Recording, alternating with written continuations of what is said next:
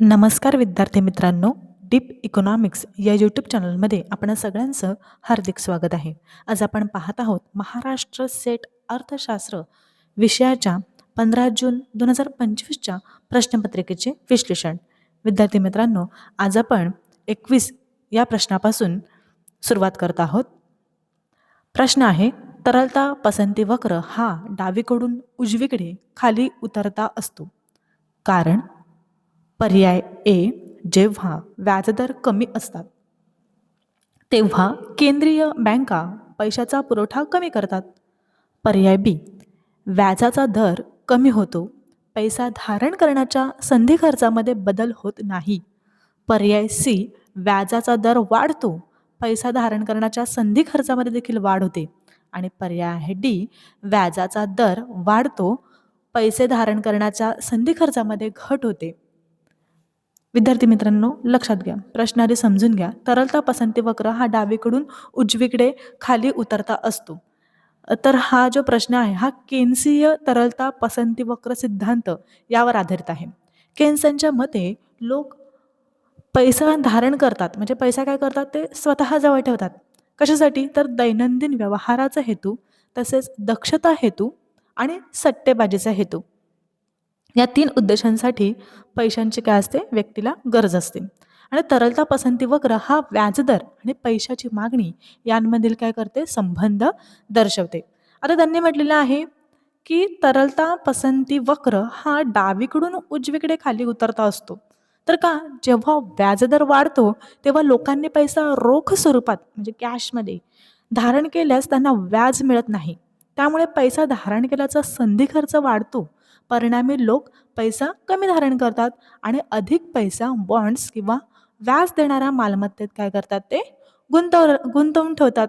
पण या उलट पाहायला गेलं तर व्याजदर कमी असतो तेव्हा पैसा धारण केल्याचा संधी खर्च काय होतो, कमी असतो. म्हणून लोक अधिक पैसा रोख स्वरूपात ठेवण्यास काय करतात, प्राधान्य देतात. आता आपण काय करूया, एक एक पर्याय पाहूया. तर पर्याय ए, जेव्हा व्याजदर कमी असतात, जेव्हा काय व्याजदर कमी असतात तेव्हा केंद्रीय बँका पैशांचा पुरवठा कमी करतात. तर हे पर्याय काय विद्यार्थी मित्रांनो, चुकीचे. कारण व्याजदर आणि पैशांचा पुरवठा हा केंद्रीय बँकेचा निर्णय असतो. आणि आपण काय तरलता बघतोय, तर तरलता पसंती वक्राच्या उताराशी याचा थेट संबंध नाहीये. म्हणून आपला पर्याय काय आहे, चुकीचा आहे. आता बी पर्यायाकडे वळूया. बी पर्याय काय म्हणतो की व्याजाचा दर कमी होतो, पैसा धारण करण्याच्या संधी खर्चामध्ये बदल होत नाही. तर हे पर्याय देखील चुकीचा आहे. कारण व्याजदर कमी झाला तर पैसा धारण करण्याचा संधी खर्च बदलतो, तो कमी होतो. त्यामुळे हा पर्याय देखील काय आहे, चुकीचं आहे. आता पर्याय आपण सीकडे वळूया. व्याजदर वाढतो, पैसे धारण करण्याच्या संधी खर्चामध्ये देखील वाढ होते. बरोबर आहे. व्याजाचा दर वाढतो, पैसे धारण करण्याच्या संधी खर्चामध्ये देखील वाढ होते. हीच केन्सीय तरलता पसंती सिद्धांतामागील मुख्य कारण मीमांसा आहे. त्यामुळे तरलता पसंती वक्र खाली उतरता असतो. म्हणजे केन्सीय तरलता पसंती या सिद्धांतानुसार आपण म्हणू शकतो की पैसा रोख स्वरूपात धारण केल्यास कोणतेही व्याज उत्पन्न मिळत नाही. त्यामुळे पैसा धारण करण्याचा संधी खर्च हा गमावलेला व्याज उत्पन्न होय. जेव्हा व्याजदर वाढतो, जेव्हा व्याजदर वाढतो तेव्हा बॉन्ड्स व इतर व्याज देणाऱ्या मालमत्तांवरील परतावा काय होतो, वाढतो. आणि रोख पैसा हाताशी ठेवण्याचा संधी खर्चही वाढतो. परिणामी लोक कमी पैसा धारण करतात व पैसा गुंतवणुकीकडे वळवतात. अधिक पैसा ते काय करतात, गुंतवणूक करतात. त्यामुळे पैशाची मागणी कमी होते. या उलट व्याजदर कमी असताना संधी खर्च कमी असल्याने लोक अधिक पैसा धारण करतात. विद्यार्थी मित्रांनो, लक्षात घ्या, व्याजदर व पैशाची मागणी यातील हा उलटा संबंध दर्शवणारी एक तरलता पसंती वक्र हा डावीकडून उजवीकडे खाली उतरता असतो, ऋणात्मक असतो. म्हणूनच आपला पर्याय जो सी आहे तो अतिशय योग्य आहे. बोला बरं सगळ्यांनी एकत्र. व्याजाचा दर वाढतो, पैसा धारण करण्याच्या संधी खर्चामध्ये देखील वाढ होते. आपला हा सी आहे, हा उत्तर बरोबर आहे. आता डीकडे वळूया. व्याजाचा दर वाढतो, पैसे धारण करण्याच्या संधी खर्चामध्ये घट होते. तर चूक आहे. कारण व्याजदर वाढल्यावर संधी खर्च कमी न होता काय होतो विद्यार्थी मित्रांनो? वाढतो. लक्षात घ्या. हं? चला. नेक्स्ट प्रश्न आहे आपला, भांडवली साठ्यातील बदल. प्रश्न क्रमांक 22. भांडवली साठ्यातील बदल आणि उत्पादन पातळीतील बदल यातील तांत्रिक संबंधाला डॅश डॅश असे म्हणतात. पर्याय ए उत्पादन सहगुणक, पर्याय बी गुणक सहगुणक, पर्याय सी वाढीव भांडवल उत्पादन गुणक, पर्याय डी गुंतवणूक गुणक. तर याचं उत्तर आहे विद्यार्थी मित्रांनो पर्याय सी वाढीव भांडवल उत्पादन गुणक. लक्षात घ्या. प्रश्न काय आहे? भांडवली साठ्यातील बदल आणि उत्पादन पातळीतील बदल यातील तांत्रिक संबंधाला डॅश डॅश असे म्हणतात. तर हा जो प्रश्न आहे ना, भांडवल उत्पादन संबंध या संकल्पनेवर आधारित आहे. जो आपण विशेषतः म्हणजे पाहायला गेलं तर हॅरॉड डोमर विकास प्रतिमानात महत्त्वाचा मानला जातो. आपण उत्तर काय दिलेलं? वाढीव भांडवल उत्पादन गुणक. तर वाढीव भांडवल उत्पादन गुणोत्तर म्हणजे उत्पादनात एक अतिरिक्त एकक वाढ करण्यासाठी किती अतिरिक्त भांडवलाची आवश्यकता आहे हे तांत्रिक गुणोत्तर आहे. म्हणजेच भांडवल जो साठ्यातील बदल आपण असं दर्शवतो ते भांडवल साठ्यातील बदल हा जो चिन्ह आहे हा बदलता दर्शवतो. भांडवल साठ्यातील बदल आणि उत्पादन पातळीतील बदल आणि काय विद्यार्थी मित्रांनो उत्पादन पातळीतील बदल ह्या चिन्हाने दर्शवलं जातं. भांडवली साठ्यातील बदल आणि उत्पादन पातळीतील बदल यातील तांत्रिक संबंधाद्वारे स्पष्ट केले जाते. म्हणून आपल्या प्रश्नाचं उत्तर काय आहे? सी. आता इतर पर्याय आपण पाहूया की उत्पादन सहगुणक.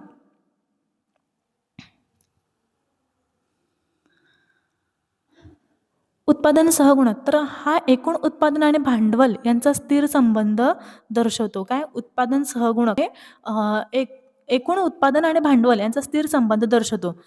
तर वाढीव बदल दर्शवत नाही. त्यामुळे आपल्या ह्या प्रश्नाचं उत्तर हा काय आहे? चूक आहे. त्यानंतर आहे गुणक सहगुणक. तर आपण पाहिलंय की केन्सियन गुणक संकल्पनेशी हे संबंधित आहे आणि गुंतवणुकीतील बदलामुळे उत्पन्नात होणारी वाढ स्पष्ट करतो. तर इथे तांत्रिक भांडवल उत्पादन याचा काही संबंध नाही आहे. त्यानंतर आहे आपला गुंतवणूक गुणक.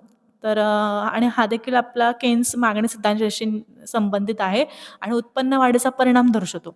त्यामुळे उत्पादन तंत्रज्ञानाशी याचा काहीही संबंध नाही. तर आपले हे तीनही पर्याय चुकीचे आहेत आणि आपला पर्याय सी हा उत्तर बरोबर आहे.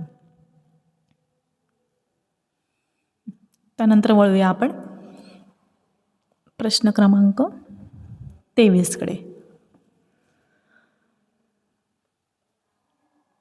तर प्रश्न क्रमांक 23 वाचा. सर्व उपलब्ध माहितीचा वापर करून लोक त्यांच्या अपेक्षा त्वरित करतात आणि सुधारतात. तसेच हुशारीने किमतीतील बदलांचा अंदाज घेतात आणि त्या आधारावर त्यांच्या अपेक्षा तयार करतात. हे विधान डॅश डॅशशी संबंधित आहे. तर ए सनातनवादी, बी केन्सियन सिद्धांत, सी अनुकूल अपेक्षा दृष्टिकोन आणि डी तर्कसंगत अपेक्षा दृष्टिकोन. तर प्रश्नामध्ये काय सांगितले की लोक सर्व उपलब्ध माहितीचा वापर करतात. सर्व उपलब्ध माहितीचा काय लोक वापर करतात. बाजारातील घडामोडी म्हणजे बाजारात घडणाऱ्या ज्या घडामोडी आहेत त्या लक्षात घेतात आणि किमतींमध्ये होणारे बदल हुशारीने ओळखून त्यावर आधारित आपल्या अपेक्षा तयार करतात व वेळोवेळी काय करतात त्या सुधारतात. म्हणजे लोक केवळ भूतकाळातील अनुभवांवर अवलंबून राहत नाहीत तर वर्तमानातील आर्थिक जे धोरणं असतात किंवा बाजार संकेत आपण अर्थशास्त्राच्या भाषेत म्हणतो. बाजार संकेत, माहिती आणि संभाव्य परिणाम यांचा तर्कशुद्ध विचार करून भविष्यातील किमतींबाबत अंदाज बांधतात. आलं लक्षात? अशा प्रकारे अपेक्षा तयार करण्याची ही जी पद्धत आहे ती कोणत्या आर्थिक सिद्धांताशी संबंधित आहे हे या प्रश्नातून विचारलं गेलेलं आहे.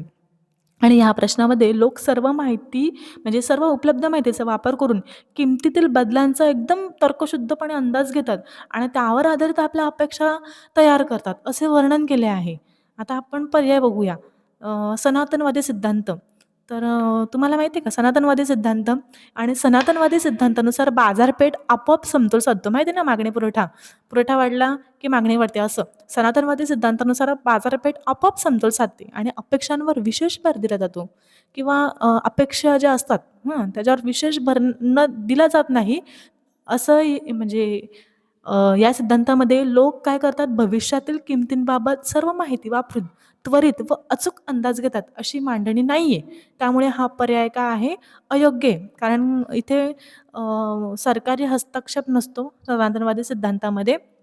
इथे मागण्या आणि पुरवठ्यामध्ये आपोआप समतोल साधलेला आहे. त्यामुळे आपला ए हा पर्याय अजिबात नाही. आलं लक्षामध्ये. आता बी पर्यायाकडे वळूया केन्सियन सिद्धांत. आता केन्सियन सिद्धांत जो आहे तो लोकांचे वर्तन प्रामुख्याने अनिश्चिततेवर आधारित आहे असं मानलं जातं. अपेक्षा अनेकदा अस्थिर व अपूर्ण माहितीवर आधारित असतात. केन्सच्या सिद्धांतात.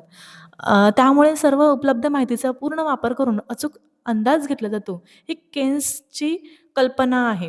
परंतु इथल्या प्रश्नाचा विचार करता हा केन्स सिद्धांत जो आहे हा देखील इथे चुकीचा पर्याय आहे. त्यानंतर आहे अनुकूल अपेक्षा दृष्टिकोन. तर अनुकूल अपेक्षा दृष्टिकोनानुसार लोक आपल्या भूतकाळातील अनुभवांवर हळू अपेक्षा सुधारतात. किमतीतील बदल लक्षात येईपर्यंत लोकांच्या अपेक्षा या मागे राहिलेल्या असतात. त्यामुळे त्वरित आणि बुद्धिमान अंदाज घेणे या संकल्पनेत अजिबात बसत नाहीत. आता राहिला तिसरा प्रश्न तर्कसंगत. हे बघा तुम्ही थोडासा प्रश्न वाचला ना तर प्रश्नामध्येच कधी-कधी उत्तर दडलेला असतो. त्या पद्धतीने हा प्रश्न आहे. तर चौथा किंवा डी हा पर्यायामध्ये सांगितलेला आहे, की तर्कसंगत अपेक्षा दृष्टिकोन हे आपले योग्य उत्तर आहे. का? तर्कसंगत अपेक्षा दृष्टिकोनानुसार लोक सर्व माहिती, धोरण किंवा जे धोरणं असतात त्याचे ते अंदाज घेतात. बाजारातील घडामोडी आणि आर्थिक नियमांचा वापर करून भविष्यातील किमतींचा अचूक व तर्कशुद्ध अंदाज घेतात. ते आपल्या अपेक्षा त्वरित तयार करतात व बदलत्या परिस्थितीनुसार ते सुधारतात. त्यामुळे प्रश्नातील वर्णन जे आहे हे जे वर्णन केलेलं आहे हा प्रश्नाचा, तो डी या पर्यायाशी काय आहे मिळता-जुळता आहे. त्यामुळे आपल्या प्रश्नाचं उत्तर काय आहे विद्यार्थी मित्रांनो? डी आहे. चला, आता नेक्स्ट प्रश्नाकडे वळूया आपण. पुढीलपैकी कोणते उदाहरण नकारात्मक बाह्यतेचे नाही? नाही म्हटले हां. पर्याय ए वायू प्रदूषण, पर्याय बी लसीकरण, पर्याय सी पाण्याचे दूषितीकरण आणि पर्याय डी गुन्हा.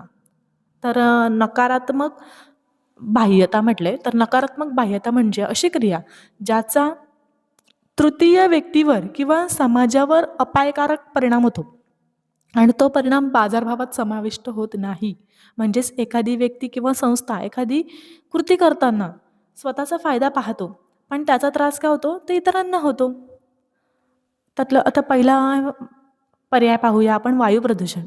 तर वायू प्रदूषणामुळे समाजाच्या आरोग्यावर, आपल्या पर्यावरणावर तसेच लोकांच्या जीवनमानावर वाईट परिणाम होतो. हा परिणाम प्रदूषण करणाऱ्या खाला जात नाही. म्हणून हे नकारात्मक बाह्यतेचे उदाहरण नाहीये. दुसरा पर्याय पहा लसीकरण. लसीकरणामुळे काय होतं, की लस घेणाऱ्या व्यक्तीबरोबरच समाजालाही फायदा होतो. म्हणजे लस निघतात बघा देवीची.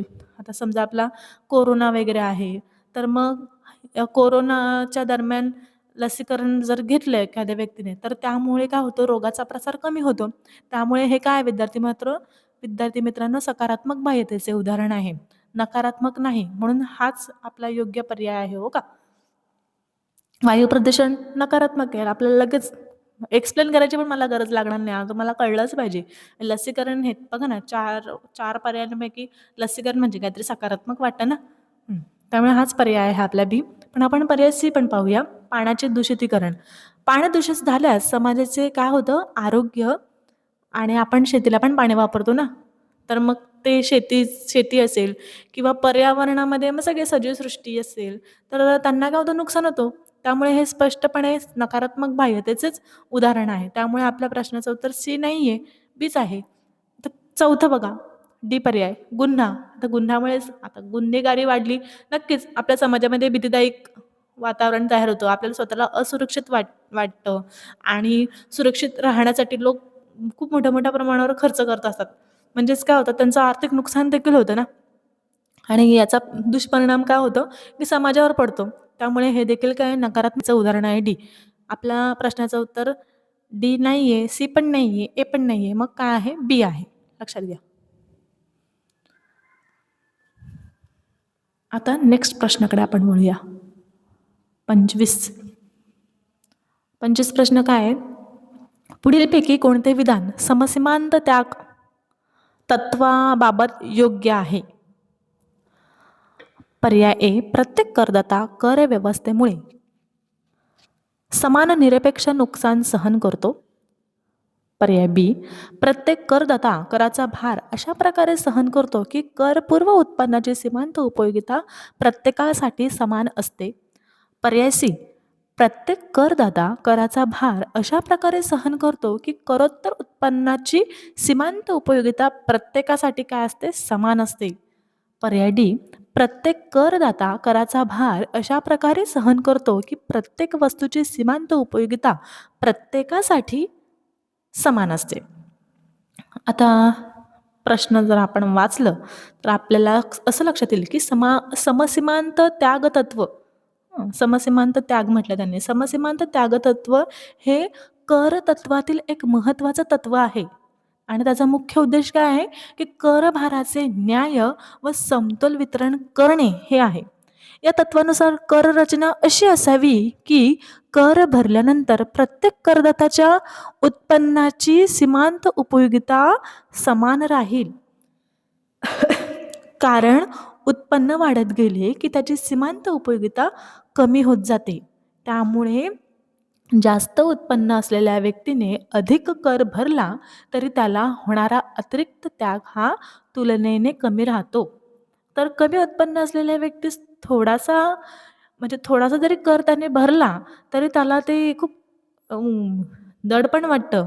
कमी उत्पन्न असलेल्या व्यक्तीस थोडासाही कर हा त्याला मोठा त्याग वाटतो. म्हणूनच हे तत्व प्रगतशील कर पद्धतीचे समर्थन करतो आणि करभारामुळे होणारी जी काय बोलतो आपण मराठीमध्ये सुखहानी असा शब्द आहे, सर्वांसाठी समान करण्याचा काय करतो? प्रयत्न करतो. आता आपण प्रत्येक प्रश्नाचं जर विश्लेषण पाहूया आपण. काय आपल्याला भरपूर वेळ आहे. पर्याय ए वाचा. प्रत्येक करदाता कर व्यवस्थेमुळे समान निरपेक्ष नुकसान सहन करतो. तर हे चुकीचं आहे. पाहायला गेलं तर निरपेक्ष नुकसान सर्व करदात्यांसाठी समान असणे प्रत्यक्षात शक्य नाही. पर्याय बी बघा. प्रत्येक करदाता कराचा भार अशा प्रकारे सहन करतो की करपूर्व उत्पन्नाची सीमांत उपयोगिता प्रत्येकासाठी समान असते. तर हा पर्याय विद्यार्थी मित्रांनो चुकीचा आहे. कारण समसीमांत त्यागतत्व करपूर्व उत्पन्नाच्या उपयोगितेकडे लक्ष देत नाहीये. म्हणजे कर लावण्याचा उद्देश कर भरल्यानंतर निर्माण होणाऱ्या परिणामांवर आधारित असतो. उदाहरण सांगायचं झालं तर कर लावण्यापूर्वी वेगवेगळ्या व्यक्तींच्या उत्पन्नाची सीमांत उपयोगिता समान मानली तरी कर भरल्यानंतर त्यांच्यावर पडणारा भार वेगवेगळा असू शकतो किंवा वेगवेगळा ठरू शकतो. म्हणून हे तत्व करपूर्व उपयोगितेऐवजी करोत्तर स्थितीवर भर देतो. कशावर भर देतो? करपूर्व उपयोगितेऐवजी करोत्तर स्थितीवर भर देतो. आता पर्याय सी बघा. प्रत्येक करदाता कराचा भार अशा प्रकारे सहन करतो की करोत्तर उत्पन्नाची सीमांत उपयोगिता प्रत्येकासाठी समान असते. तर आनंदाची गोष्ट आहे. आपला पर्याय आहे सी. कसं काय? तर हा जो पर्याय आहे ना, तो समसीमांत त्याग तत्वाचा खरा आशय स्पष्ट करतोय.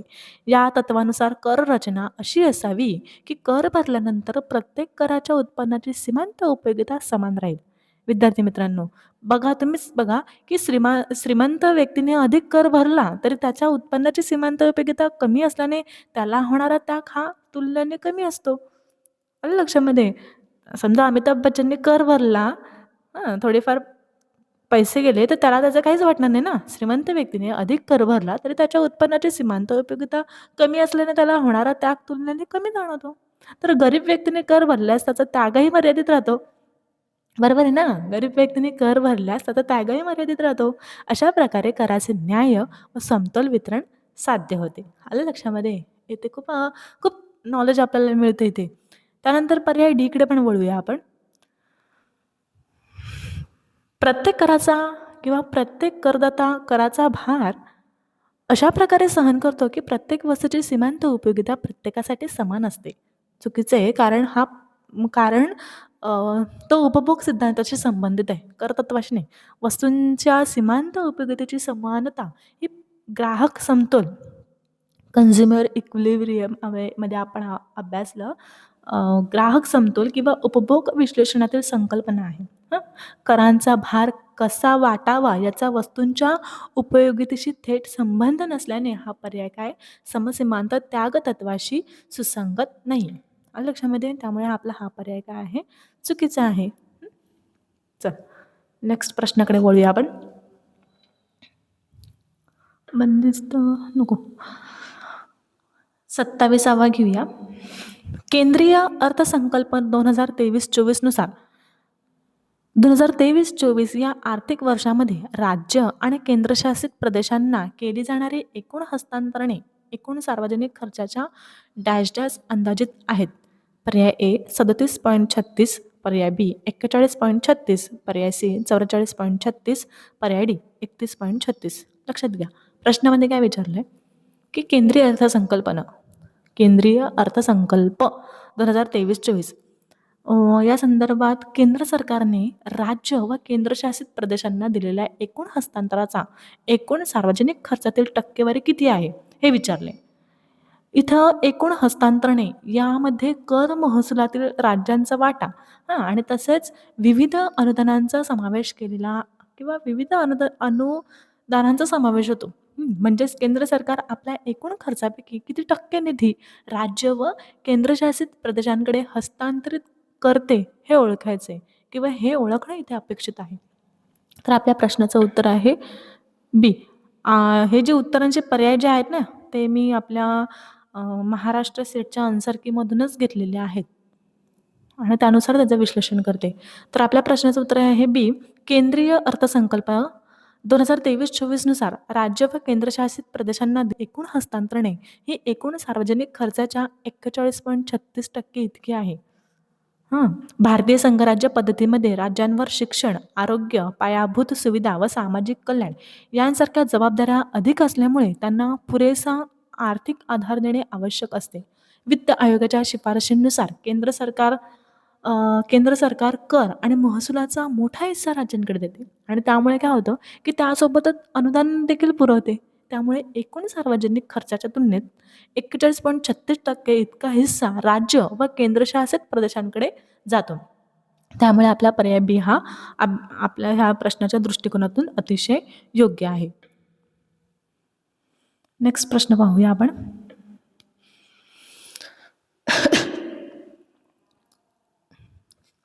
असमान करदेय क्षमता असणाऱ्या करदात्यांवर असमानाप्रमाणे कर आकारणे म्हणजे डॅश डॅश होय.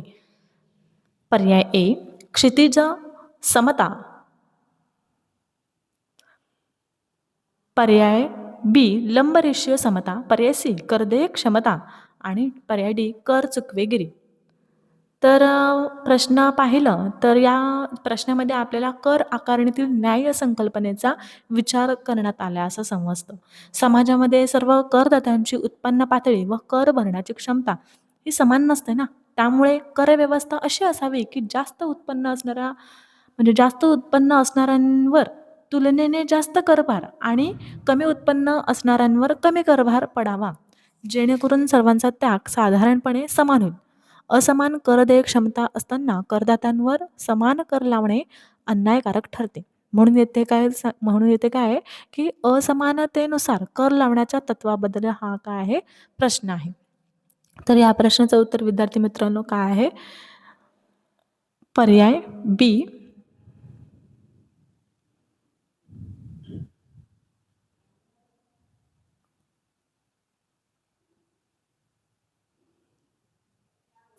पर्याय बी लंबरेषीय समता.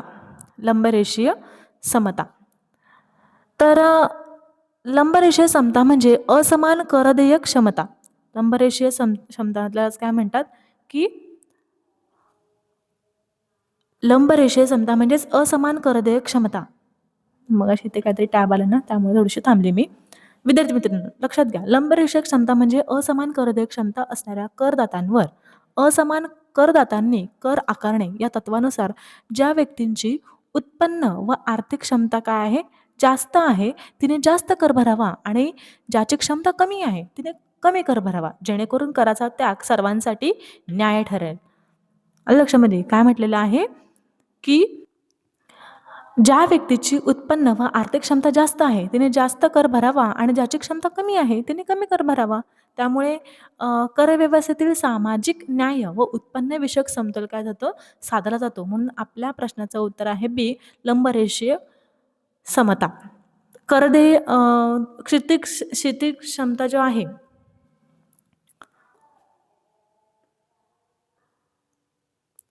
पर्याय ए पाहायला गेलं क्षितिज समता, तर क्षितिज समता म्हणजे समान करदेय क्षमता असलेल्या करदात्यांवर समान कर आकारणे. या प्रश्नात मात्र करदात्यांनी करदेय क्षमता असमान आहे म्हणून समान क्षमतेचा मुद्दा यामध्ये नाही आहे. त्यामुळे हा पर्याय काय आहे, चुकीचा आहे. ए पर्याय आपला चुकीचा आहे. बी पर्याय आपला बरोबर आहे. सी पर्यायामध्ये काय दिलेलं आहे त्यांनी, करदेय क्षमता. तर करदेय क्षमता म्हणजे कर भरण्याची क्षमता किंवा सामर्थ्य ही एक संकल्पना आहे. ती कर आकारण्याची पद्धत किंवा तत्व नाही आहे.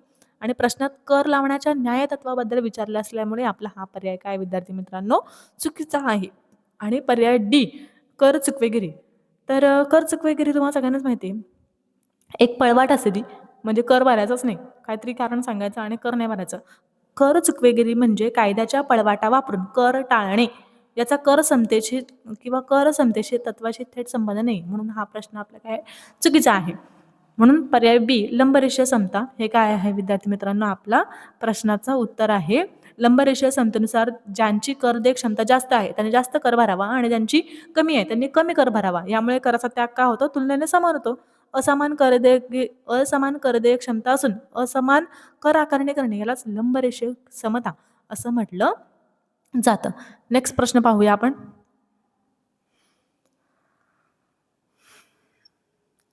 इथंच आहे. खालीलपैकी अंतर्निहित लवचिकतेचा पर्याय ओळखा. पर्याय ए, कल्याणकारी अनुदाने. पर्याय बी, मूलभूत संसाधनांवरील खर्च. पर्याय सी, वित्तीय तूट. आणि पर्याय डी, बाजार बेरोजगार भत्ता. पर्याय डी आहे बेरोजगार भत्ता. प्रश्नामध्ये काय विचारलंय, राजकोषीय धोरणातील अंतर्निहित लवचिकता. प्रश्नामध्ये काय विचारलंय, राजकोषीय धोरणातील अंतर्निहित लवचिकता आणि या संकल्पनेचा विचार केलेला आहे. अंतर्निहित लवचिकता म्हणजे अशी राजकीय साधन आपण ज्याला म्हणू शकतो की जी सरकारकडून स्वतंत्र निर्णय घेताही अर्थव्यवस्थेतील तेजी मंदीच्या परिस्थितीनुसार आपोआप कार्य करतात. मंदीच्या काळात ती मागणी वाढण्यास मदत करतात, तर तेजीच्या काळात खर्च किंवा उत्पन्नावर आपोआप नियंत्रण ठेवतात. त्यामुळे अर्थव्यवस्थेला काय मिळते विद्यार्थी मित्रांनो, स्थिरता मिळते. तर अर्थव्यवस्थेला स्थिरता मिळते. तर यानुसार आपण पाहायला गेलं तर पर्याय डी हा आपला इथे बरोबर उत्तर आहे. बेरोजगार भत्ता.